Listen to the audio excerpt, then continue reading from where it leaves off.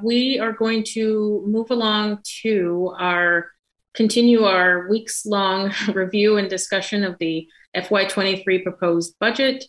David and Liam, where we left off on Thursday was that the mayor had authorized an additional $1.674 million to the schools, and there was a desire among some of the members to understand a little bit better the impact of the additional funds. So if you could please walk us through, we'd appreciate that. Great. Sure, Tamika. Liam's briefly going to go through the funding sources, and then I will go through the recommendations for the positions to restore. There's a few moving pieces here that I want to talk about. So the first piece is this funding source, and we supplied you folks kind of this in a few different formats, but kind of a uses and sources document. So the first really additional kind of tranche here is this additional city funding of $1,510,000. So the first big bucket there is the $1,100,000, and that really was the result of the COVID expenses that we had shown that had not yet been reimbursed by the city. So thank you to the city for that. There's some additional pieces here as we looked and kind of spoke with the city, thinking about what is in our charter maintenance budget for next year.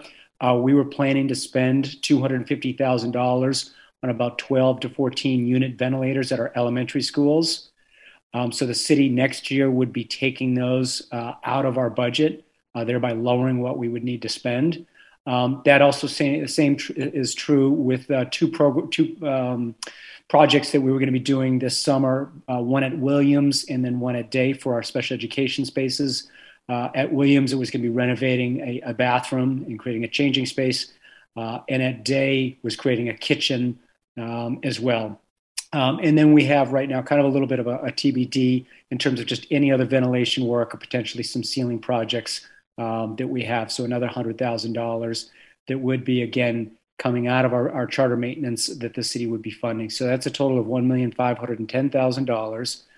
Essentially, that is going to show as a reduction in our charter maintenance. This is projects, again, that are basically still going to happen, but for us to fund these positions that David's going to talk about, we need to lower that charter maintenance to then put it into basically salary accounts.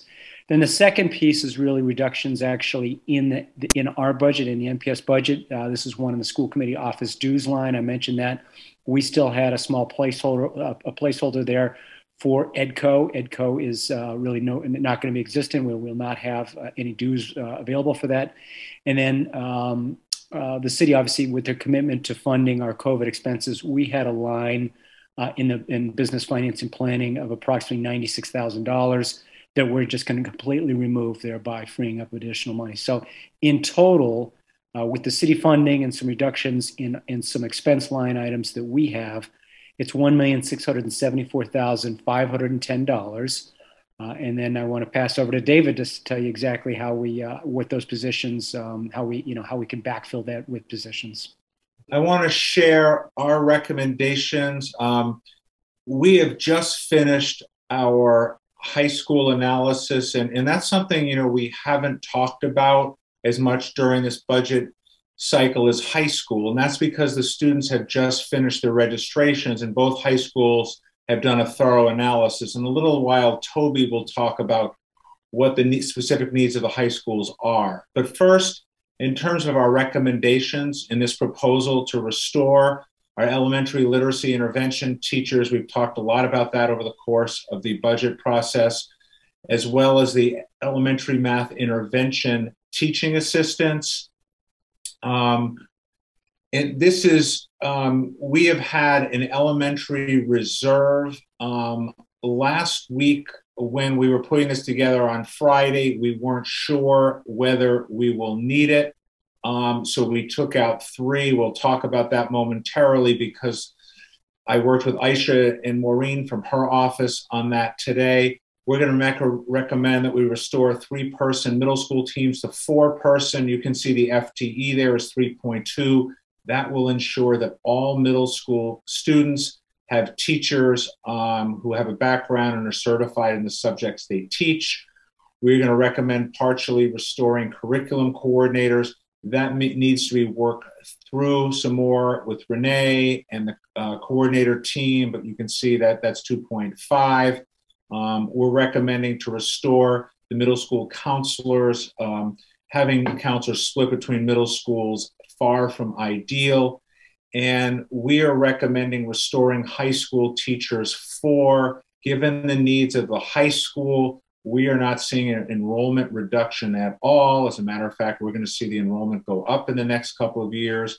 However, we are also going to recommend restoring 0.25 at each high school for counselors.